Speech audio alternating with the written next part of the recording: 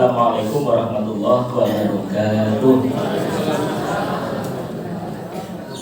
Alhamdulillahi alamin. Allahumma sholli wa sallim wa barik alaih. Amma ba'd.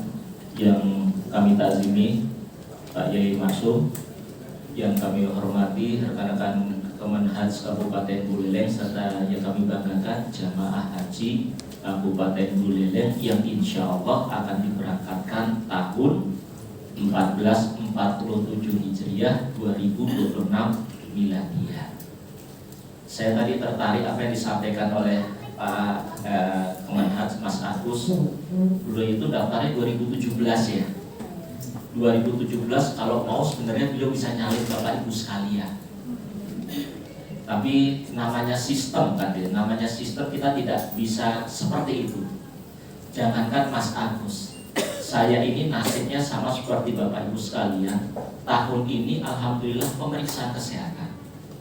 Tahun ini alhamdulillah saya sudah melunasi.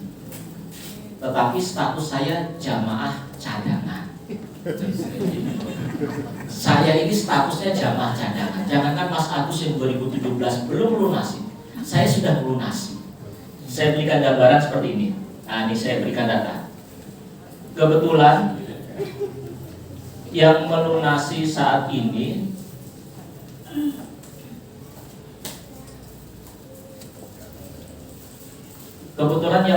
sampai saat ini itu adalah dari nomor urut cadangan 1 sampai 74. Nih. Kebetulan yang berangkat itu sampai nomor 74. Saya kebetulan mohon maaf, ini istri saya nomor 75, 76. Saya nggak katut, Pak. Coba mohon maaf, kalau Bapak Ibu yang merasa posisinya seperti saya, aduh tanggung dikit lagi Pak, berangkat Pak. Kalau mau nakalan, saya bisa saja, saya tak naikin lah saya sama istri saya biar bisa berangkat. Tapi yang namanya sistem itulah di haji. Kita tidak akan bisa utak-utik, ya sudah saya fair saja, ya sudahlah saya ngalah lah gitu. Saya enggak berangkat. Alhamdulillah ibu-ibu berangkat. Saya mau doa jelek kok takut dosa. Doa jeleknya seperti apa? Siapa tahu ada yang menunda, semoga ya Allah ada yang menunda. Kira-kira bagus banget. Cuma memang problemnya kalau seandainya ada yang menunda, mohon maaf, misalkan menunda satu saja. Problemnya apa? Yang naik cuma 175, istri saya saja yang naik. Saya juga enggak naik juga. Makanya kalau saya doa tuh, kalau mau doa tuh ya kalau bisa satu paket lah yang menunda gitu kan. Suami istri menunda, saya naik lah suami istri kan seperti itu. Artinya apa? Bapak Ibu enggak usah khawatir, wah saya dicurangi, enggak. Haji itu fair. Kalau memang saya tidak berangkat, walaupun saya yang menentukan siapa yang berangkat, siapa yang menaikkan status cadangan. Jadi Bapak Ibu kan ada yang cadangan. Cadangan berapa orang sini? 1, 2, 3, 4, banyak lah, masalah ya. Bapak Ibu status cadangan tidak akan bisa berangkat kalau seandainya kami tidak mengusulkan naik status. Jadi istilah kita tuh namanya naik status. Dari cadangan menjadi berhak berangkat. Kalau saya mau nakal, misalkan udah yang tua saya keep aja, saya naikkan saya itu bisa. Tapi itulah haji, kita harus fair sistem. Kalau memang Bapak Ibu berhak berangkat, maka tidak akan ada siapapun yang bisa menghalangi Bapak Ibu untuk berangkat. Walaupun saya punya posisi untuk saya bisa menaikkan saya, tetapi walaupun saya punya jabatan, saya tidak bisa berangkat karena apa? Memang Allah belum menghendaki. Ya sudahlah, saya ambil hikmahnya saja lah. Insya Allah tahun depan lebih siap lagi. Ada ibu-ibu yang di bawahnya jamaah Buleleng lagi? Banyak. Siapa yang di sini? Ada di sini? Sudah Manto, Anik, Muhammad Ali. Bukan ya? Ya. Inilah jamaah-jamaah yang menanti. Siapa tahu ada yang menunda. Ya sudahlah, pokoknya bismillah, nggak usah berpikiran ada yang menunda. Karena apa? Jujur, kalau seandainya ada yang menunda, kami yang repot Pak. Kami yang repot kalau seandainya ada yang menunda. Ada rencana yang menunda? Tidak ada. Bapak Ibu mulai saat ini harus mantapkan niatan Bapak Ibu bismillah, pokoknya berangkat. Bapak Ibu harus memantapkan tadi disampaikan oleh Mas Agus. Boleh jadi ini adalah kali pertama Bapak Ibu berangkat haji sekaligus kali terakhir. Ada yang rencana ingin berangkat lagi? Semua pasti ingin ya. Bapak Ibu kalau mau berangkat, mau daftar lagi setelah pulang itu syaratnya adalah setelah 18 tahun sejak keberangkatan terakhir.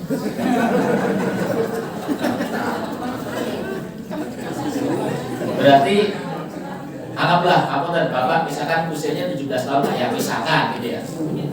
17 tahun berarti boleh daftar lagi 18 tahun berarti sekitar umur 35-36. Sekarang ini antriannya sudah 27 tahun.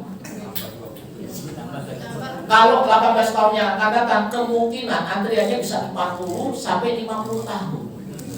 Berarti kalau Bapak itu insya Allah usianya besok daftar lagi, baru daftarnya dulu. Baru daftarnya saja usia 35 ditambah antrinya sekitar 40-50 tahun berarti berangkat lagi kemungkinan usianya 80 sampai 90 kalau masih ada. Gimana, masih ingin daftar lagi? Aduh Pak, kelamaan Pak. Sehingga apa?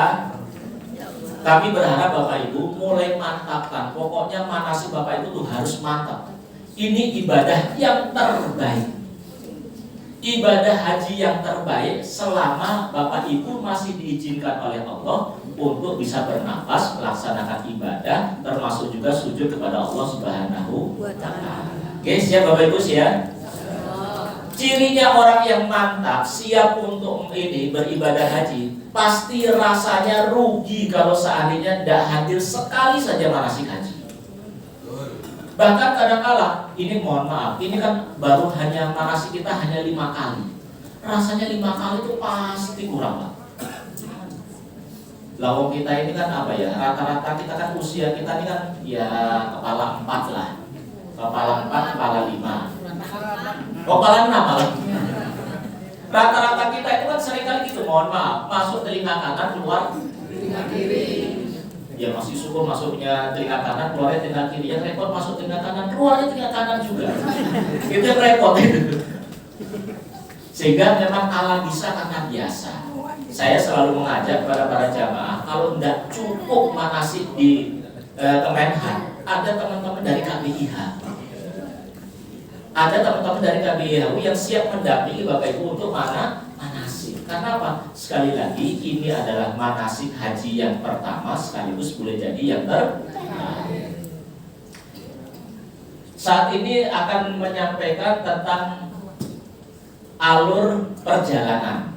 Kenapa alur perjalanan itu penting? Yang paling jauh atas berapa orang? Groga?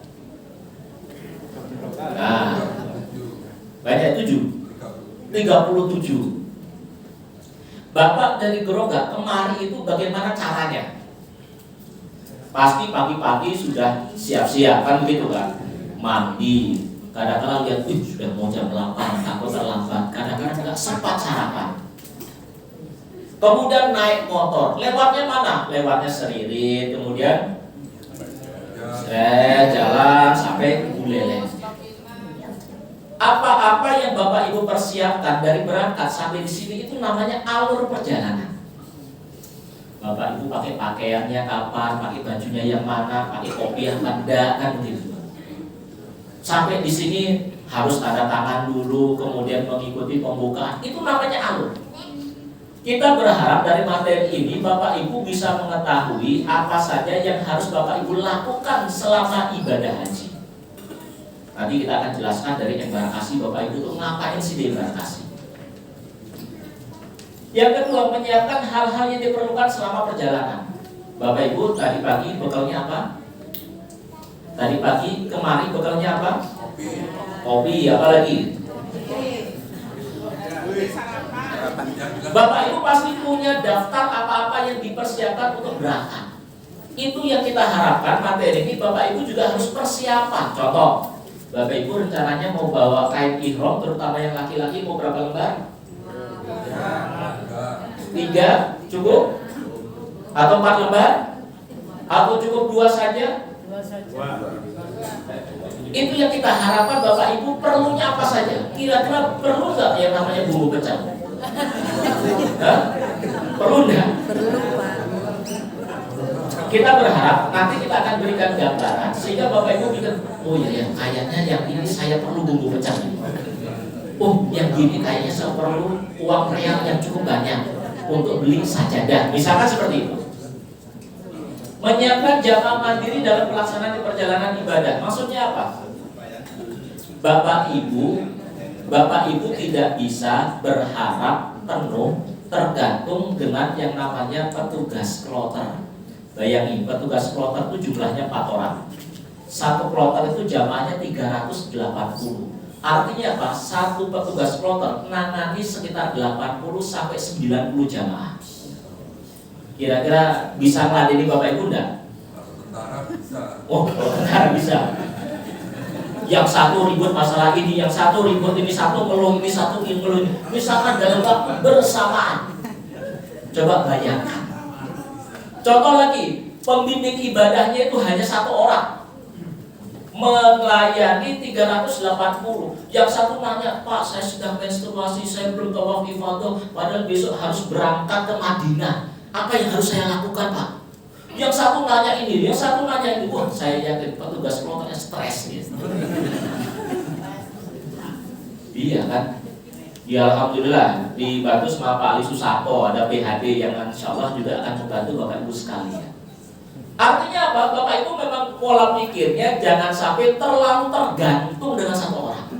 Tapi Bapak Ibu juga sudah punya prinsip, sudah punya pengetahuan apa yang harus Bapak Ibu lakukan. Inilah target dari materi alur perjalanan ibadah haji, sehingga rugi Bapak Ibu kalau tidak mengikuti.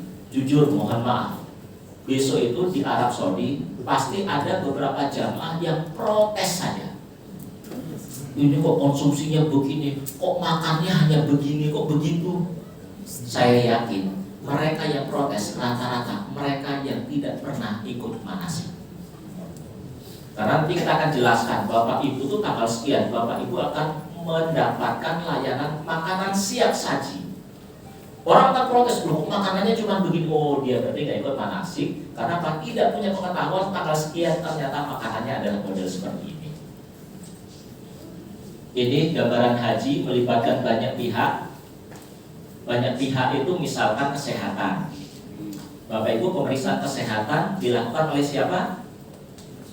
Yang periksa kesehatan dilakukan oleh siapa? Dinas Kesehatan, bukan Kementerian Haji dan Umroh. Kalau yang periksa Kementerian Haji dan Umroh, misalkan Mas Agus yang periksa, saya yakin salah diagnosa. Iya kan gitu. Harusnya misalkan pilek dikasih obat batuk. Karena mereka yang berkompeten. Tapi mohon maaf, problemnya misalkan Bapak Ibu pesawatnya terlambat datangnya, terlambat terbangnya. Kira-kira Bapak Ibu yang disalahkan siapa? Kementerian Haji. Padahal Kementerian Haji nggak driver pesawat, Pak.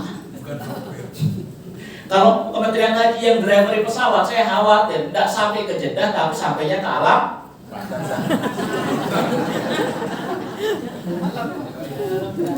Iya dong Pak, kalau misalkan saya Mas Ali yang driver motor sih oke, kalau driver pesawat nggak ngerti kita sampainya kemana. Karena apa? Haji memang melibatkan banyak orang di negeri orang lagi, bukan negeri sendiri. Satu tempat dan satu waktu. Contoh, Bapak Ibu pernah menghadiri bertemu dengan banyak orang, paling banyak berapa orang? Dalam satu waktu, satu tempat. Pernah 1.000 orang? Pernah. Itu di mana? Kampanye. Jujur di Bapak di pelaku berarti kan. Iya. 1.000 orang. Coba bayangkan. Bapak Ibu misalkan wukuf di Arafah, Bapak Ibu akan bertemu 2,5 juta orang dalam satu waktu. Coba pertanyaannya, kira-kira Bapak Ibu bisa nggak mengenali siapa teman-temannya sendiri? Susah Pak. Jangankan begitu, mau nyari tendanya saja, mana tenda saya tuh bingung. Sehingga apa? Semangat regu, semangat rombongan itu menjadi penting. Bapak Ibu, saya sarankan kalau pergi-pergi ke haram ataupun kemana, termasuk belanja, saya sarankan kalau bisa minimal 1 regu, minimal ada temennya. Naik taksi kalau bisa ada temennya, jangan sendiri. Karena apa? Mohon maaf, kalau misalkan nanti tersesat, kalau sendiri saya yakin paling bapak-bapak, ibu-ibu hanya nangis di pojokan. Coba kalau seandainya tersesat rame-rame, kan enak Pak ya? Iya kan, tersesat rame-rame kan enak kan, jadi cerita kan, kalau lucu-lucuan kan begitu. Sehingga kami berharap Bapak Ibu silahkan kalau pergi jangan sampai sendiri, kan sudah dibentuk regu, sudah dibentuk rombongan. Silahkan itu dimanfaatkan. Kalau perlu misalkan, Pak saya mau bertemu 2,5 juta orang, ingin tahu teman-teman saya bagaimana caranya, sudah. Misalkan teman-teman itu biasa inisiasinya itu buat apa ya, entah selayar, entah salah atau apalah. Sehingga ketika di jalan, oh itu rombongan saya, oh itu regu saya, monggo. Itu inovasi dari masing-masing kabupaten kota atau jamaah. Ragam strata sosial, ada yang suka AC, ada yang tidak suka AC. Kebetulan kita ini suka AC, kebetulan sekamar dengan orang yang tidak suka AC. Kita datang nyalakan AC-nya. Datang teman yang tidak suka AC, matikan. Wah, yang satu nggak terima. Kenapa kok dimatikan? Nyalakan. Cilik, akhirnya gitu. Kira-kira kalau Bapak Ibu menghadapi demikian, apa yang Bapak Ibu lakukan? Hah? Ah, benar, masa yakin mau istighfar? Ya, panas Pak. Bapak Ibu harus mulai menata diri, termasuk menata niatan Bapak Ibu sekalian. Kalau saat ini saya bertemu seperti orang ini tuh bagaimana caranya? Itu monggo silakan dibayangkan, diantisipasi bagaimana rasanya menghadapi seperti ini. Ini fakta-faktanya orang baru naik pesawat. Coba di antara Bapak Ibu berapa persen yang sudah pernah naik pesawat? Kira-kira banyak yang sudah naik pesawat atau yang belum? Kalau naik pesawat, saya pesankan kalau bisa jangan sampai melepas sandal ataupun sepatu ketika naik pesawat. Iya kan? Saya khawatir melepas karpet yang bagus lepas sandal. Saya yakin turun dari pesawat pasti sandalnya sudah tidak ada. Ya nanti belajar lah. Jadi begini, apa ya? Ngono-ngono tapi ojo ngono. Walaupun kita tidak pernah naik pesawat, tidak apa-apa, laganya seperti orang sudah pernah naik pesawat. Ya kan tidak apa-apa kan, laganya kan tidak apa-apa kan gitu. Bagaimana caranya? Sudah lihat, oh caranya pesawat begitu ya sudah, pilih aja, tidak apa-apa. Kan begini, rumusannya begini. Ini Bapak Ibu entah setuju pada ya. Ketika beberapa orang yang sama-sama tidak pernah naik pesawat, ketika kumpul beberapa orang yang tidak pernah naik pesawat, saya yakin rata-rata semuanya akan sok merasa sudah pernah naik pesawat. Laganya sudah seperti naik. Gak apa-apa, gak ketok-ketoknya, gak apa-apa. Mono-mono ya tapi. Ini indikator penyelenggaraan ibadah haji, kami pastikan jamaah yang memenuhi syarat dapat diberangkatkan. Insya Allah Bapak Ibu ini adalah orang-orang yang sudah memenuhi syarat. Saya pribadi ini boleh jadi orang yang belum memenuhi syarat, sehingga insya Allah tidak diberangkatkan. Jamaah mendapatkan pelayanan, Bapak Ibu dari manasik sudah mendapatkan pelayanan. Bapak Ibu besok mau berangkat sudah insya Allah akan mendapatkan pelayanan. Di embarkasi termasuk nanti di Arab Saudi semuanya pasti akan mendapatkan layanan. Apa betul layanannya? Nanti kita akan jelaskan. Semua jamaah dapat menunaikan wukuf di Arafah. Karena apa? Tidak ada haji bagi mereka yang tidak wukuf. Menjadi problem misalkan kalau seandainya ta'udzubillah min dzalik, semoga tidak, Bapak Ibu misalkan di rumah sakit, tidak bisa keluar rumah sakit, padahal Bapak Ibu harus wukuf tanggal 9 Zulhijjah. Kira-kira apa yang harus dilakukan Bapak Ibu sekalian? Mau keluar rumah sakit tidak boleh oleh dokter, oleh rumah sakit, padahal Bapak Ibu harus wukuf. Maka ini menjadi tanggung jawab pemerintah bagaimana walaupun Bapak Ibu mendapatkan halangan, ada uzur untuk wukuf, tetapi pemerintah wajib mewukufkan semua jamaah. Entah itu melalui safari wukuf, entah itu melalui badal wukuf. Termasuk jamaah yang telah diberangkatkan semuanya harus dipulangkan. Apakah ada yang rencananya mau lama di Arab Saudi? Tidak ada ya?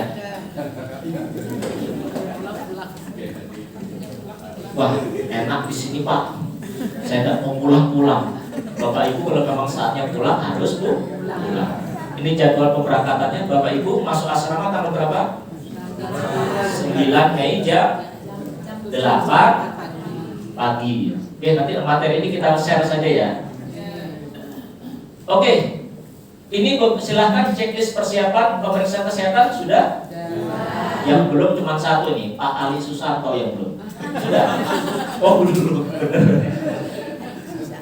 Pelunasan, oke. Dokumen keimigrasian, alhamdulillah sudah.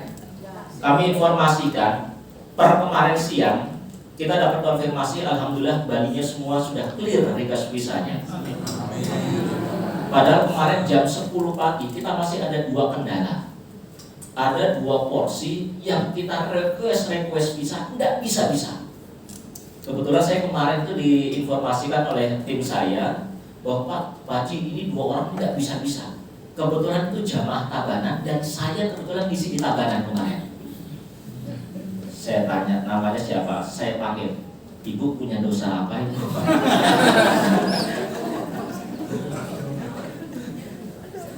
Kenapa Pak Haji? Saya coba request visa 2 nama ini, Ibu kok tidak bisa. 12, 244 sama 12, 245. Saya ingat porsinya itu karena kemarin kebetulan isi, kemarin diinformasikan. Sampai jam 10 tidak bisa kita request visa. Karena terakhir request visa itu jam tadi malam jam 23:59 kita. Artinya kalau pagi ini mau request visa sudah tidak bisa lagi. Kalau request visa tidak bisa, maka visanya tidak akan terbit. Kalau visanya tidak terbit, maka sama artinya jamaah tersebut tidak bisa. Alhamdulillah Surabaya, alhamdulillah Bali kemarin jam 11 clear. Saya diinformasikan Bali aman semuanya. Makanya saya bilang, nah benar kan Pak, Bu, Bapak, Ibu, mohon maaf, saya tanya dosanya dosa apa? Dan astagfirullahaladzim, insya Allah nggak ada Pak Haji. Gara-gara istighfar, alhamdulillah bisa request.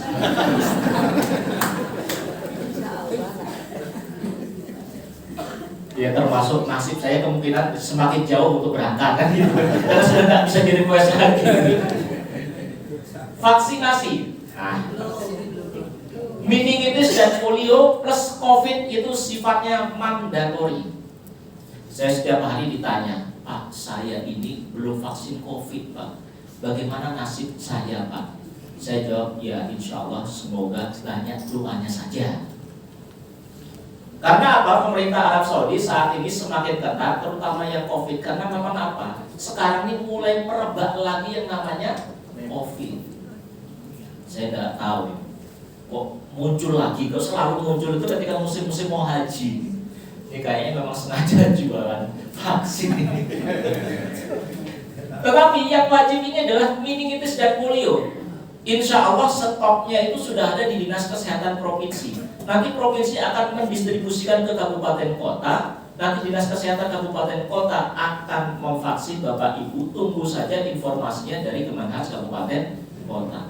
Kami mohon dengan sangat, kalau sudah ditentukan jadwalnya, kalau bisa ikut vaksin. Kalau memang apa ya, tidak ada uzur, tidak ada apa ya, halangan yang benar-benar mendesak, sedapat mungkin ikut. Karena apa? Jadi sistemnya vaksin itu modelnya apa ya? Satu ampul gitu ya. Misalkan ampul itu isinya berapa? Kalau sudah buka itu harus dihabiskan. Pak, saya tidak bisa besok Pak. Kira-kira kalau minggu depan bisa apa enggak? Khawatir ampulnya sudah tidak bisa lagi. Kalau Bapak Ibu tidak vaksin, maka tidak vaksin yang dikoordinasi oleh Dinas Kesehatan, mau tidak mau Bapak Ibu vaksinnya harus mandiri. Kalau mandiri resikonya harus siapkan duit dari mengeluarkan duit dari saku pribadi. Kalau vaksin bareng-bareng itu 0 rupiah alias gratis. Bapak Ibu saya berikan gambaran vaksin meningitis itu harganya 305.000. Vaksin polio itu harganya 360.000 plus biaya tindakan. Nyuntik itu bayar loh Bu. Tapi Bapak Ibu kemudian jangan bilang, wah saya tidak mau bayar biaya suntiknya, saya suntik sendiri. Janganlah. Itu bukan kewenangan Bapak Ibu sekalian ya. Insya Allah ada namanya perda untuk apa ya, biaya apa namanya istilahnya. Orang mau ke rumah sakit, ke puskesmas kan ada biaya registrasi itu ya, sekitar 20 ke 25 ribu. Kemungkinan Bapak Ibu akan dibebankan biaya itu. Pak, saya kemarin dengarnya vaksinnya gratis Pak. Iya, vaksinnya gratis, tapi nyuntiknya nggak gratis. Sekitar 20 ke 25 ribu tergantung dari masing-masing kabupaten kota. Perlengkapan jamaah, tas dan dari penerbangan sudah terima semua? Belum terima ya? Belum. Ya, memang kemarin tuh infonya sih targetnya Bali itu akan didistribusikan sebelum puasa. Kita ada semangat kan, maksudnya jangan sampai ketemu puasa lah, capek kita puasa tuh biar kita fokus ibadah. Kemarin dapat informasi, Pak Haji mohon maaf untuk koper jamaah Bali baru bisa kita antar setelah tanggal 20 Februari. Apa Bapak Ibu kan ngambilnya cuma di sini. Yang kasihan itu kan Mas Agus dan kawan-kawan ngambilnya ke Denpasar itu kan. Kalau Bapak Ibu nggak usah khawatir, santai lah di sini. Khusus termasuk dari perbankan sudah terima semua? Ada yang Bank Muamalat Indonesia pelunasan? Ada. Bank Muamalat berapa orang? 1, 2. Kalau mulai hari Senin ini, khusus yang pelunasannya di Bank Muamalat Indonesia sudah boleh diambil souvenirnya. Khusus Bank Muamalat Indonesia. Wah Pak, kok BSI belum Pak? Sesungguhnya di BSI itu sudah datang, tapi belum semuanya datang drop-dropan dari pusat. BSI itu khawatir, mohon maaf, kalau sebagian dikirimi, diantari, sebagian yang belum. Tidak kira ribut pada? Iya. Sudah, makanya kita minta tolong ya sudah belakangan aja dah. Yang sudah lengkap aja Bank Muamalat ya sudah disebar. Gitu. Nanti monggo, nanti jenengan kalau sempat, kalau tidak, berapa orang yang Bank Muamalat di Buleleng? Berdua. Kalau misalkan kalau ke Denpasar kejauhan nanti biar diambilkan teman-teman dari Kemenhas saja.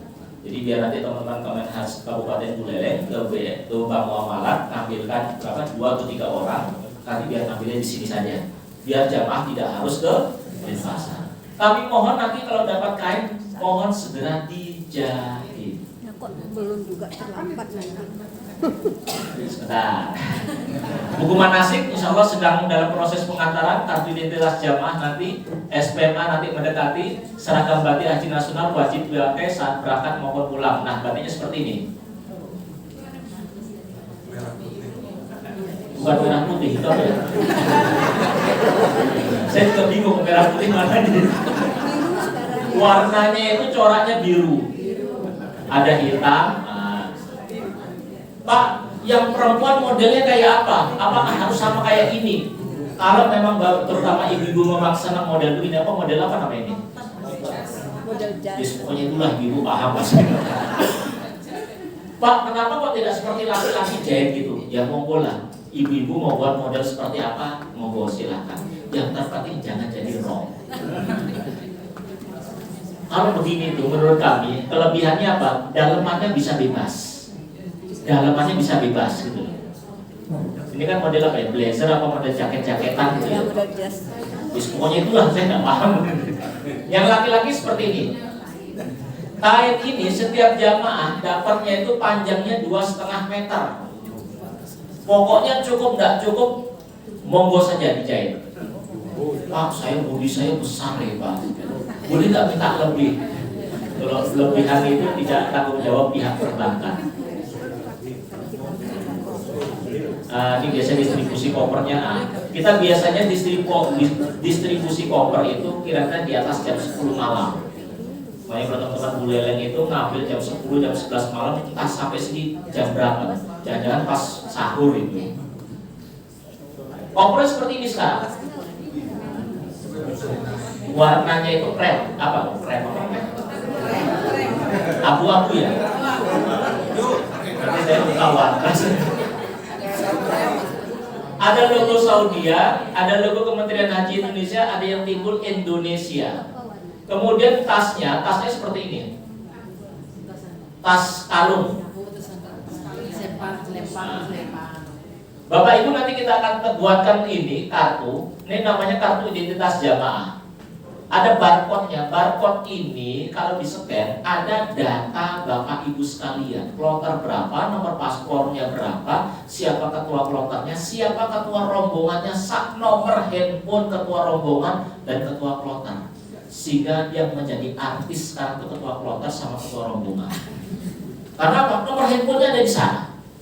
Tapi resikonya artis siap-siap detail bunyi. Contoh, Bapak namanya Pak Ali Susanto. Iya, ini Pak ada jamaahnya sampean yang tersesat. Iya, maksudnya di teleponnya itu karena ada jamaahnya yang tersesat. Ini ada tompelnya. Tompel itu apa ya? Bunderan. Bunderan ini tanda, kalau merah ini tandanya Bapak Ibu tuh masuk kategori jamaah risti, resiko tinggi. Berapa orang yang tidak risti? Saya yakin kayak rata-rata risti semua ini. Iya. Bapak Ibu merasa nggak risti? Coba, kalau menurut Bapak Ibu, saya ini termasuk risti pada? Saya ternyata masuk risti, Pak. Saya nggak tahu, karena saya mikir risti saya itu apa gitu. Banyak dosa, saya pikir gitu. Tapi Bapak Ibu nggak usah khawatir. Kalau misalkan Bapak Ibu masuk kategori risti, artinya apa? Bapak Ibu akan mendapatkan perhatian yang lebih, terutama dari sisi kesehatan. Bapak Ibu senang nggak mendapatkan perhatian lebih? Benar, senang? Senang enggak? Jadilah orang yang risiko tinggi. Ini ada yang namanya tanda IPS. IPS itu apa? Ilmu pengetahuan. Bukan itu Pak maksudnya. IPS itu semacam data terkait dengan kesehatan Bapak Ibu. Bapak Ibu kalau seandainya ke dokter mau periksa, dokter itu akan nanya kartunya mana. Nanti ini di-scan, maka dilihat riwayat kesehatan Bapak Ibu itu seperti apa. Sehingga Pak tidak salah dia. Ini namanya kartu musuh. Ini yang Bapak Ibu harus pegang betul, jangan sampai hilang, karena ini adalah nyawa Bapak Ibu sekalian. Namanya kartu nusuk. Ini kartu nusuk itu dibagikan saat di asrama haji embarkasi. Jamaah wajib membawa kartu sepanjang waktu, karena apa? Nyawa di Arab Saudi tidak boleh hilang, berfungsi sebagai identitas resmi, akses keamanan dan layanan. Contoh misalnya ini, Bapak Ibu mau masuk Masjidil Haram itu sekarang tidak seperti dulu. Masuk Masjidil Haram harus menunjukkan kartu nusuk. Termasuk Bapak Ibu mau Rogoh juga harus menunjukkan kartu. Bapak Ibu masuk kampus harus menunjukkan kartu nusuk. Coba misalkan kartu nusuk itu hilang, maka Bapak Ibu dipastikan tidak bisa masuk Masjidil Haram, tidak bisa masuk ke Rogoh, tidak bisa masuk ke Al-Musnah. Coba bayangkan, kita ke sana itu ingin memperbanyak ibadah di Masjidil Haram, kok tidak boleh? Gara-gara kartu nusuknya hilang. Mungkin ibu-ibu bertanya, terus di mana Pak? Kemarin tuh bahkan di Tabanan tuh ada yang usul, Pak Haji, boleh tidak kalau seandainya kartu nusuk itu kita fotokopi? Nah, saya jelaskan begini. Kartu nusuk itu akan dibagikan ketika Bapak Ibu hendak naik bis, hendak ke bandara Juanda. Pertanyaannya, kapan difotokopi? Kan susah kan gitu kan? Tidak ada waktu. Terus bagaimana? Ya monggo silakanlah. Mau di scan, masukkan di HP, monggo tidak apa-apa. Itu inisiatif Bapak Ibu sekalian. Termasuk kami menyarankan yang namanya kartu nusuk ini, termasuk keplek kita, kartu identitas jamaah, mohon untuk tidak sering-sering dipakai. Saya sarankan lebih baik masukkan ke tas ini. Contoh, Bapak Ibu mau masuk Masjidil Haram, di scan barcode-nya, klik, oh Bapak Ibu boleh sah, masukkan ke tas ini. Kenapa saya sarankan masukkan ke tas? Karena mohon maaf, kalau di Masjidil Haram kita desak-desakan, kita pakai kartunya, desak-desakan, sangat mungkin kartu itu akan jatuh. Ya sudah usah tidak usah lah, pengen nunjukin ini loh kartu saya, permisi saya mau lewat, tidak usah, masukin saja. Karena apa? Bapak Ibu tinggal di Mekah itu selama 28 hari. Bapak Ibu nanti di Masjid Nabawi, di Madinah selama 9 hari. Dan kartu itu masih sangat dibutuhkan. Jadi silakan masukkan ke ini. Ini, kartu identitas jamaah ini nanti kita akan bagikan, kita buatkan 3, 1 untuk digantung, yang 1 masukkan gantung di koper besar, yang 1 di koper kecil. Sehingga Bapak Ibu kalau urusan koper tidak usah khawatir. Bapak Ibu datang embarkasi, koper itu lepas saja. Tidak usah pikir mana koper saya, tidak usah dicari. Koper besar nanti akan masuk langsung ke bagasi. Koper kecil insya Allah akan langsung diantar ke kamar Bapak Ibu sekalian. Loh kok mereka tahunya dari mana? Itulah fungsinya barcode ini. Dia bisa menunjukkan di mana kamar Bapak Ibu sekalian. Monggo kalau ada yang ingin bertanya, tidak apa-apa sambil bertanya. Tidak usah menunggu sampai selesai. Pemeriksaan kesehatan insya Allah sudah, lembar pelunasan hilang. Ada yang lembar pelunasan hilang? Ada? Atau ada yang belum terima lembar pelunasan? Belum. Rata-rata belum? Kalau seandainya belum terima atau kartu lembar pelunasannya hilang, ya sudah, biarkan saja hilang. Tidak usah dicari-cari gitu. Karena apa? Lembar pelunasan itu sesungguhnya sudah tidak diperlukan lagi. Lembar pelunasan, karena apa? Kita itu melihatnya secara sistem. Bapak sudah melunasi, maka proses pemvisaan bisa jalan. Bapak belum melunasi, maka jangan harap proses pemvisaan itu akan berjalan. Jadi nggak usah diratapi, Pak. Santai. Ada yang pergantian paspor? Monggo silakan. Ada 2 hal. Iya, siap. Saya tidak melihat bahwa kita akan menggunakan gelang lagi seperti jamaah haji sebelumnya. Belum Pak, penjelasannya belum. Siap. Yang kedua, ya. Apakah nanti vaksin yang akan disuntikan kepada kita itu sudah yakin pasti halal? Ya, siap. Sudah. Vaksin yang disuntikan itu sudah bersertifikat halal. Vaksin yang disuntikan itu sudah bersertifikat halal, punya sertifikat halal. Karena Pak Kemenhan juga, Kementerian Haji dan Umroh tidak ingin bermain-main dengan kehalalan dari apa yang dimasukkan ke jamaah. Oke, Bapak nggak usah khawatir Pak, insya Allah halal dan sudah punya sertifikat halal. Terkait gelang, penjelasan berikutnya Pak. Karena namanya sesuatu kalau dikeluarkan semua langsung nggak seru Pak ya. Pelan-pelan dikit. Belum terima perlengkapan jamaah, insya Allah semoga sebelum lebaran semuanya sudah terima. Tapi kami mohon dengan sangat. Yang pertama, baju silahkan dijahit. Siapa tahu kalau lebaran bisa dipakai baju sari nikah. Baju lebaran. Tapi kalau seandainya dipakai lebaran baju sari kita, ya Bapak Ibu nggak usah tersinggung. Ini baju haji ya. Itu yang pertama. Yang kedua, koper. Nah ini yang kami wanti-wanti. Kalau koper dibagikan sebelum lebaran, mohon tidak dipakai untuk mudik. Ya siapa tahu. Karena apa kalau seandainya dipakai mudik, mohon maaf, pulang-pulang ke Buleleng rusak. Kemudian Bapak Ibu, Pak saya minta ganti, itu yang repotnya. Karena apa? Koper itu terbatas sejumlah jamaah. Sehingga kalau seandainya ada yang rusak, ada yang minta ganti, biasanya prosesnya kita ajukan ke Jakarta dulu. Nanti Jakarta baru akan mengirimkan. Ya kalau syukur prosesnya cepat, kalau lambat itu yang kita khawatirkan. Sehingga kita mohon dengan sangat kalau bisa dijaga, jangan dipakai mencetak visa sendiri boleh apa enggak? Monggo silahkan. Siapa tahu mau dicetak, kemudian dilaminating, ditempel di ruang tamu. Siapa tahu kan? Tapi apakah harus mencetak? Ya enggak juga tidak apa-apa. Pasti kami cetakkan. Kapan penerimaan kartu identitas jamaah dan SPMA kita akan bagikan biasanya menjelang pemberangkatan. SPMA itu biasanya ada 2 pilihan yang kami tawarkan. Yang pertama, SPMA itu kita bagikan kepada setiap jamaah dengan catatan setiap jamaah wajib membawa ketika masuk asrama. Atau pilihan yang kedua, sudah Bapak Ibu tidak usah terima SPMA, saya titipkan ke Kemenhas Kabupaten Buleleng. Nanti yang masuk asrama, ketika masuk asrama, biar Kemenhas Kabupaten Buleleng yang menunjukkan bahwa Bapak Ibu punya SPMA. Pilih yang mana?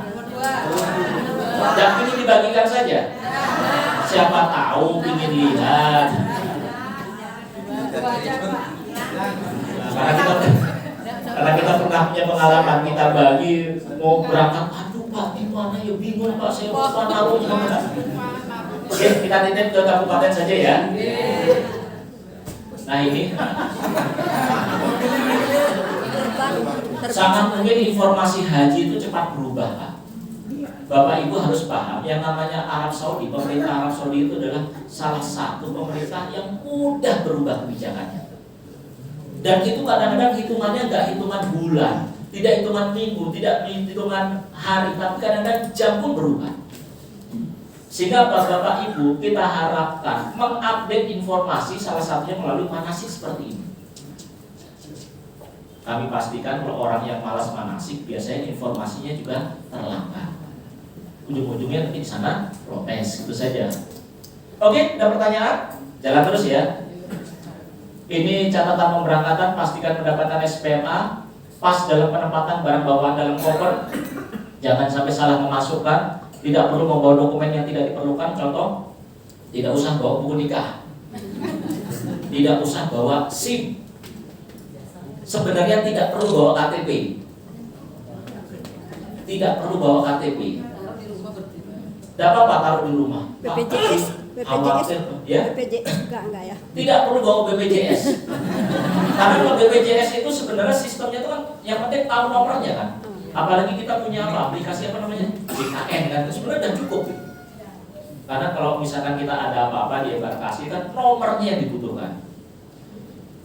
Pak, tapi kan kalau masuk di Limano itu kan harus apa ya? KTP. Bapak Ibu sekali-kali menunjukkan paspor kan itu. Iya kan gaya dikit kan, itu paspor saya gitu.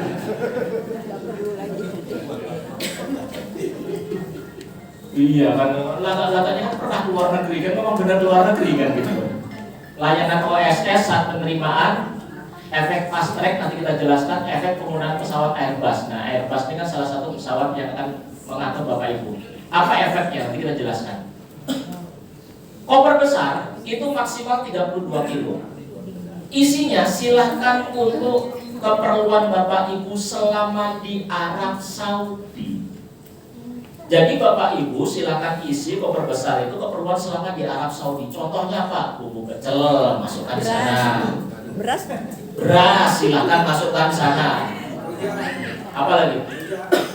Wis pokoknya mengenal Bapak Ibu perlunya di Arab Saudi apa? Termasuk juga silakan kalau misalkan mau bawa pisau, ibu-ibu yang mau masak, mau motong-motong, silakan masukkan di koper besar. Insya Allah akan tidak ditahan. Gunting silakan masukkan koper besar. Potong kuis pokoknya lah, apalah. Sedangkan koper kecil itu, karena apa? Bapak Ibu koper besar, Bapak Ibu turun di embarkasi di asrama haji, Bapak Ibu sudah tidak akan ketemu koper besar. Bapak Ibu akan ketemu koper besar nanti hotel Mekah baru Bapak Ibu akan ketemu. Koper kecil adalah keperluan selama perjalanan, termasuk ketika di embarkasi. Contoh mau mandi bawa anduk, sebenarnya tidak perlu bawa anduk. Karena apa? Di embarkasi itu sama seperti layanan di hotel. Sudah ada sabunnya, sudah ada sikat giginya, sudah ada anduknya, sudah ada di kopinya, sudah pokoknya Bapak Ibu enak lah sekarang tuh. Kain ihram silakan masuk koper kecil, jangan di koper besar. Kita sering masuk menemukan Pak Haji, saya ingin buka koper saya, pakai ihramnya di sana. Sudah di bandara itu. Terus gimana Pak? Saya sudahlah, Bismillah, beli lagi saya aja. Ada pantangan-pantangan koper kecil, di antaranya adalah tidak boleh ada cairan lebih dari 100 mili. 100 mili itu seberapa ya? Kecil. Lawang apa ya? Air mineral yang segelas itu berapa? 200 kan? Kalau itu ada di koper kecil itu ditahan Pak. Bapak Ibu misalkan mau bawa madu, jangan di koper kecil, masukkan di koper besar. Asalkan dikemas dengan baik, dipastikan tidak pecah di dalam, maka itu diperbolehkan. Tas kalung, kalau koper besar maksimal 32, tas kecil itu maksimal 7 kilo. Tas kalung itu untuk keperluan dokumen kita, misalkan paspor kita masukkan, living cost kita masukkan, obat-obatan selama perjalanan silakan masukkan di sana. Berapa beratnya maksimal tas kalung? Berat maksimal untuk tas kalung adalah semampu Bapak Ibu sekalian. Ya Bapak Ibu Asal bisa kuat 10 bawanya. kilo kalau kuat ya enggak apa-apa. Bapak Ibu mohon maaf ya, kita aja guyonan ya, biar nggak terlalu tegang nih. Ada pertanyaan dulu terkait barang bawaan? Biasanya nanti teman-teman Kemenhan Kabupaten tuh biasanya apa ya? Ketika mau berangkat tuh biasanya silaturahim sambil ngecekin. Saya itu dulu pernah tugas di Gianyar, selalu saya cekin satu persatu. Maksudnya apa? Biar tidak ada yang salah memasukkan. Selama perjalanan hanya diizinkan membawa tas yang diberikan oleh pihak maskapai, tidak boleh membawa tas selainnya, apalagi tas ataupun koper tambahan. Contoh, Pak, saya boleh tidak bawa ransel? Jawabannya boleh, tapi ketika berangkat masukkan ke koper terlebih dahulu. Nanti di Arab Saudi baru silahkan buka pakai tas itu. Ibu-ibu mau bawa tas belanjaan, ya, tas-tas ibu-ibu sosialita. Boleh nggak bawa? Boleh, silakan masukkan koper terlebih dahulu. Ketika di Arab Saudi baru dibuka, dipakai. Ketika di jalan mau berangkat boleh apa enggak? Dipastikan akan disita. Kalau seandainya barang Bapak Ibu disita, kami mohon keikhlasannya diikhlaskan saja kalau seandainya sudah hilang. Atau misalkan kita berikan kepada orang lain. Contoh, bapak-bapak mungkin bawa rokok banyakan. Nanti pulang jangan ditagih, Pak, mana rokok saya? Sudahlah, pokoknya diikhlaskan saja. Termasuk tas itu kami mohon untuk tidak ditukar-tukar. Contoh, pengalaman kami kemarin agak tidak enak, jamaah Badung. Koper kecilnya itu diganti dengan koper yang sejenis. Mungkin menurut dia, kopernya ini tidak terlalu bagus, saya ganti dengan koper yang lebih kuat. Oleh pihak maskapai, koper itu akan ditahan. Kalau saya ditahan, maka yang rugi adalah Bapak Ibu sekalian. Karena apa? Pulangnya tidak bisa diisi oleh-oleh. Karena apa? Tidak punya koper. Ini gelang, mana Bapak tadi? Gelangnya masih sama seperti sebelumnya. Ada identitas benderanya, ada namanya, nomor paspornya, kloter berapa, embarkasi berapa. Kami mohon untuk komunitas ini, gelang ini tidak ditukar-tukar ya. Kami selalu cerita, ada pengalaman orang gara-gara ketemu temannya lama nggak ketemu, kemudian gelangnya tukar-tukar. Dilalah yang satu meninggal dunia. Maka ketika meninggal dunia yang dicek pertama adalah gelangnya. Maka diumumkan si Fulan bin Fulana meninggal dunia. Keluarga di rumah di Indonesia sudah tahlilan. Tiba-tiba malam yang bersangkutan nelpon, kaget semua. Katanya meninggal dunia. Ternyata gara-gara tukar-tukaran. Bapak Ibu ada yang bikin tukar-tukaran? Informasinya gelang tahun ini canggih, Pak. Gelang ini bahannya itu bahan apa ya? Model-model bukan aluminium, stainless. Stainless itu kalau lewat X-ray itu nggak akan bunyi titit, nggak akan. Pokoknya itulah, Pak. Insya Allah ini gelang identitas ini ada pengingat waktu sholatnya, ada membantu menemukan jamaah tersesat, bantuan darurat, ada peta Mekah Madinah, ada pelacak GPS-nya, ada kompas arah kiblatnya. Ya, informasinya ada chipnya ya. Makanya jujur, saya ketika membaca ini, pengen dah mangkat saya. Tapi ya bagaimana lagi, nasib cadangan kan begitu. Jadi Bapak Ibu, kalau saya tersesat, ada informasi Bapak Ibu tersesat, maka secara sistem nanti akan dilacak. Atas nama ini akan berada posisi di mana. Kalau Bapak Ibu tidak percaya, coba Bapak Ibu tersesat. Benar nggak ada GPS-nya gitu. Mekarut, Mekarut itu artinya fast track. Fast track itu artinya apa? Bapak Ibu, proses keimigrasian itu ada di Indonesia. Oke, selamat datang Mas Samsul Arifin. Artinya apa? Namanya Mekarut itu, Bapak Ibu walaupun masih berada di Indonesia, Bapak Ibu sudah dianggap ada di Arab Saudi. Bayangin, Bapak Ibu sudah masih di Indonesia, tetapi sudah dianggap di Arab Saudi. Karena apa? Proses keimigrasian Arab Saudi itu dilakukan di Juanda. Di Juanda itu Bapak Ibu kan stempel paspornya ceklek sudah dianggap di Arab Saudi. Kemudian Bapak Ibu silahkan kalau ingin selfie di Juanda, kemudian foto ceklek, alhamdulillah sudah di Arab Saudi. Kira-kira dosa apa enggak? Enggak Pak. Bapak Ibu benar sudah di Arab Saudi gitu secara administrasi, itu namanya tekaru. Tetapi minusnya adalah Bapak Ibu jadi terkurangi waktu istirahat di asrama haji. Jadi dulu itu sebelum nikah Bapak Ibu berangkat itu sekitar 4-5 jam sebelum take off pesawat. Tetapi sekarang prosesnya 8 jam, 7-8 jam Bapak Ibu sudah proses imigrasi, proses pemberangkatan. Nanti kita akan berikan gambarannya ya. Ini yang larangan-larangan, tidak boleh membawa makanan yang berbau menyengat seperti hafal ya. Tidak boleh bawa obat-obatan terlarang, tidak boleh membawa senjata tajam, membawa perhiasan uang berlebihan, tidak boleh bercanda tentang bom.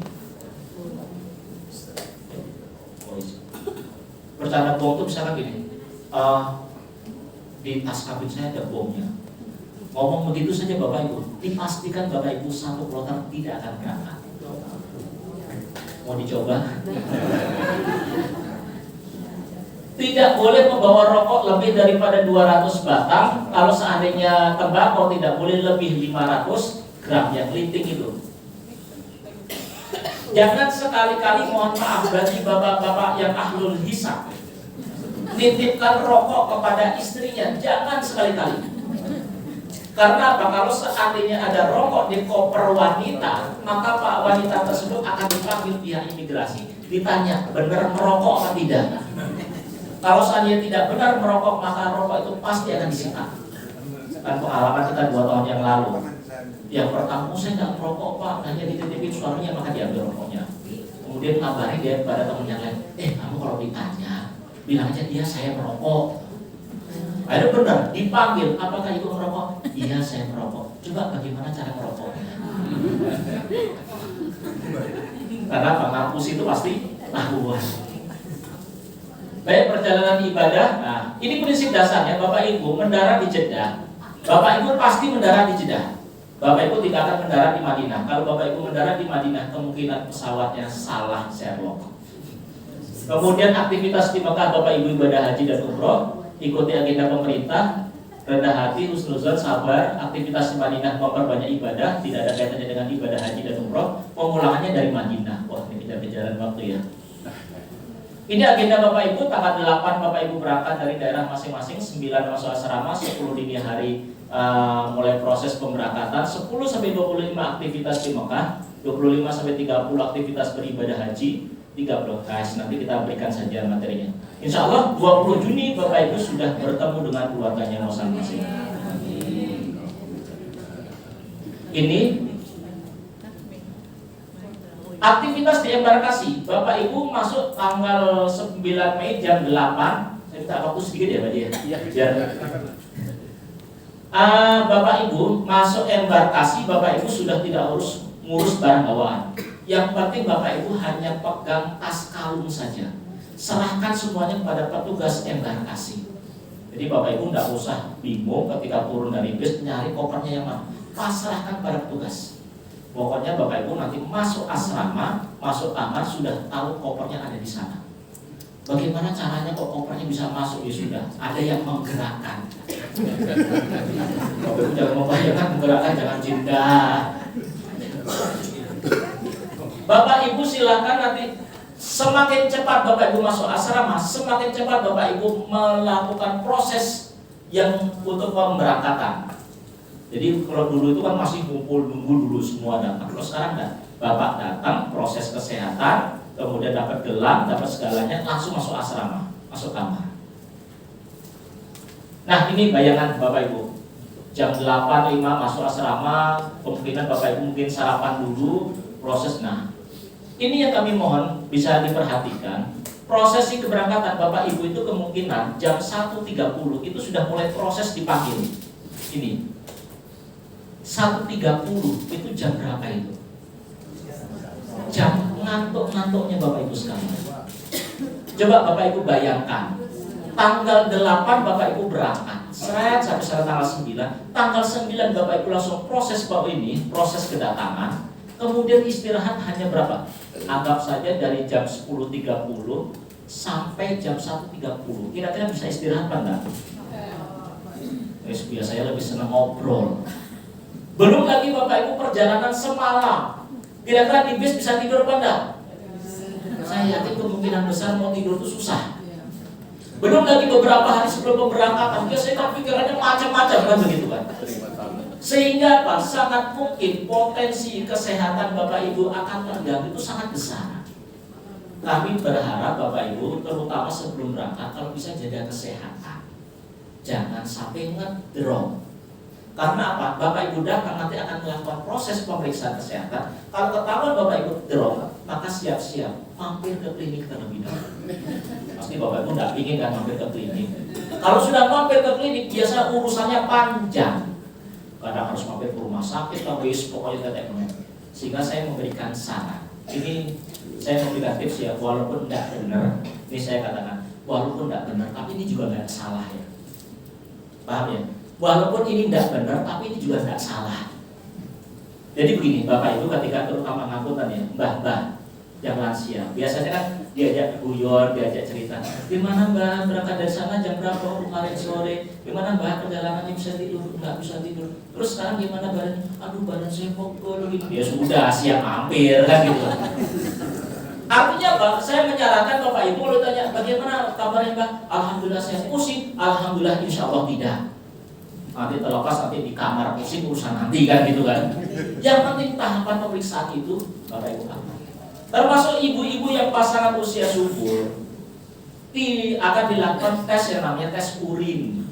Kalau sudah hasil tes urinnya itu positif, maka dipastikan ibu-ibu tidak bisa berangkat. Sehingga kewajiban para suami mulai saat ini dilarang menghamili istri. Dosa Pak. Dilarang ya. Dosa Pak. Ya. Dosa loh Pak. Dilarang menghamili bukan berhubungan, dilarang menghamili kan. Karena apa efeknya berapa bulan lagi ya.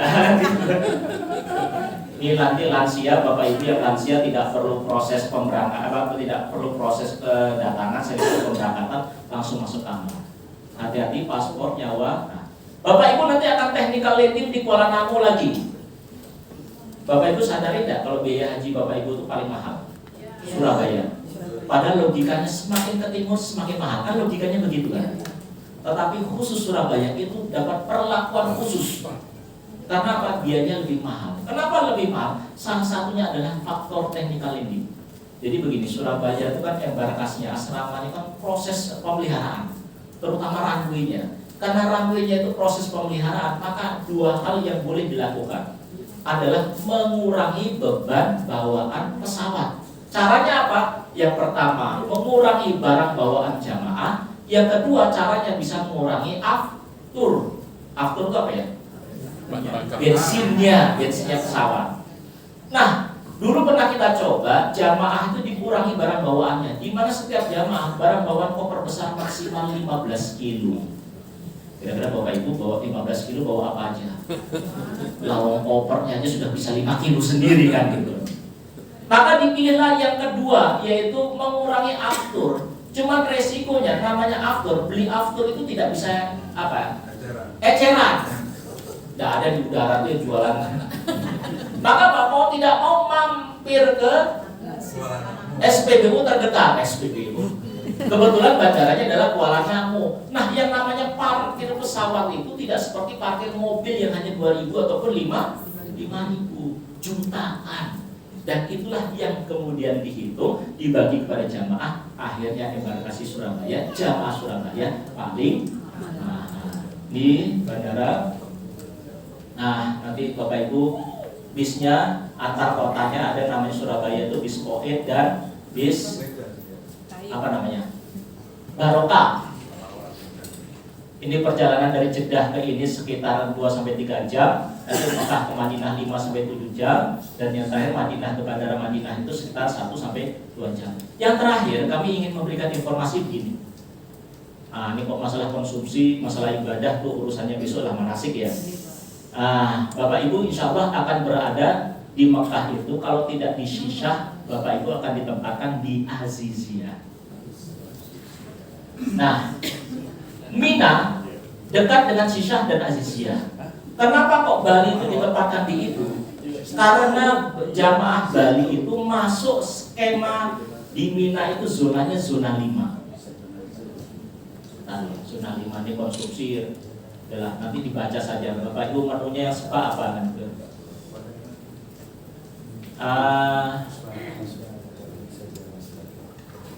Ini terkait dengan safari wukuf ya. Ini materinya saya buat 1000 nih.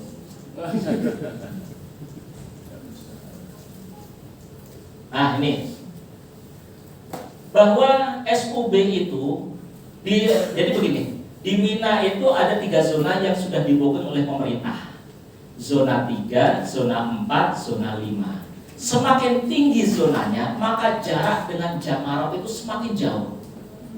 Kalau zona 3 ke Jamarat paling 3 sampai 4 kilo. Zona 4 paling 4 sampai 5 kilo. Zona 5 insya Allah Bapak Ibu kalau lontar jumroh itu jalan sekitar 7 kilo.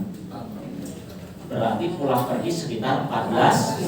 Bapak Ibu sudah latihan jalan 14 kilo. 14 kilo itu dari sini sampai mana Pak Haji? Lovina. Ada yang tinggal di Lovina? Mulai hari ini belajar dari Lovina ke sini jalan. Biar siap jalan sejauh 14 kilo. Kira-kira sudah siap? Nah, Surabaya itu di jatah 10 kloter itu berada di zona 5 dan salah dua seperti SUB 70 dan 71 kita berada di zona 5 yang insya Allah jalan 7 kilo. Tetapi kami memberikan tawaran. Ini Mina, Bapak Ibu ketimbang jalan ke tendanya sejauh 7 kilo, maka kita tawarkan Bapak Ibu tidak usah ke tenda, tetapi balik ke hotel yang jaraknya antara 1 sampai 2 kilo. Pilih yang mana? Balik 7 kilo atau jarak balik ke 2 kilo? 2 kilo. Itu yang nanti kita kenal dengan istilah namanya Tanazul Mina. Jadi Bapak Ibu tidak usah ke tenda, tapi langsung balik ke hotel. Karena enak kan? Hah? Enak kan? Yakin enak? Ada plus minusnya. Plusnya apa? Baliknya dekat. Minusnya adalah nanti terkait dengan pergerakan jamaah. Bagaimana caranya Bapak Ibu tidak menghilangkan, tidak meninggalkan kewajiban haji. Salah satunya adalah mabit di Mina. Syishah itu bukan Mina, tapi Bapak Ibu harus mabit di mana? Gimana caranya? Salah satu caranya nanti Pak Samsul di materinya ya saya lihat ya. Caranya adalah salah satunya Bapak Ibu nanti jam tertentu Bapak Ibu harus bergerak dari hotel menuju ke Mina. Berdiam diri di sana sekitar Mina sampai kemudian melewati Muzamul Lail atau sampai terbitnya fajar, Bapak Ibu melontar jumroh kemudian balik lagi ke hotel. Nah, problemnya di sana. Kira-kira Bapak Ibu misalkan dibangunkan jam 11 atau dibangunkan jam 1 siap nggak ke Mina? Itu menjadi PR. Nanti akan kita matangkan lagi bagaimana cara pendorongannya, insya Allah pada materi berikutnya. Tetapi ini adalah salah satu cara bagaimana Bapak Ibu. Kenapa kok harus tanazul? Kenapa kok harus murur? Bapak Ibu bayangkan begini. Di Mina, di Arafah, Bapak Ibu dapat space itu sekitar 0,48 meter persegi. 0,48 meter persegi. Ini apa ya? Teknik ini berapa? 60 kali 60 berarti 0,36. Artinya apa? Bapak Ibu sangat mungkin dapat space segini setiap orang. Kira-kira bisa selonjor apa enggak? Padahal kita di Mina itu kan pinginnya selonjor. Kalau Bapak Ibu selonjor, berarti Bapak Ibu mengambil haknya orang lain. Nah, caranya bagaimana agar pemerintah itu, agar jamaah yang lain bisa selonjor? Salah satunya adalah sebagian jamaah itu digeser, tidak tinggal di Mina, tetapi balik ke hotel yang tinggal di Syishah dan Aziziyah. Itulah nanti makanya ada 45 kloter itu yang akan ditanasul minakan, sehingga apa? Jamaah yang lain punya kesempatan untuk selot. Baik, itu walaupun ini tidak memberikan gambaran secara utuh, insya Allah Bapak Ibu, ini saya sebenarnya ada materi kita di Al-Musna seperti apa, safari wukufnya seperti apa. Insya Allah tanggal 9 Juni Bapak Ibu sudah mulai kemas-kemas barang bawaan menuju ke Madinah. Tanggal 10 Juni Bapak Ibu ke Madinah. Naik bisnya juga bis 2 ini, Barokah atau Qodib. Nanti aktivitas di Madinah tidak ada kaitannya dengan ibadah haji, memperbanyak ibadah sholat jamaah. Bapak Ibu akan diajak ziarah. Nanti ini konsumsinya seperti apa, di sini ada, nanti kita bagikan saja. Tanggal 17 Juni Bapak Ibu sudah mulai menyerahkan koper untuk ditimbang. Karena 18 malam, 19 dini hari Bapak Ibu sudah siap-siap pulang. Insya Allah di Surabaya nyampe malam kalau nggak salah ya, 19 malam. Kalau Bapak Ibu langsung pulang ke Buleleng, maka insya Allah tanggal 20 Juni entah asar atau menjelang maghrib Bapak Ibu sudah bisa berkumpul dengan keluarga. Oke, demikian. Sebelum ditutup mungkin ada kesempatan Pak Yai, mungkin ada yang bertanya, kami persilahkan. Nanti biar dilengkapi sama Mas Samsul Arifin ya.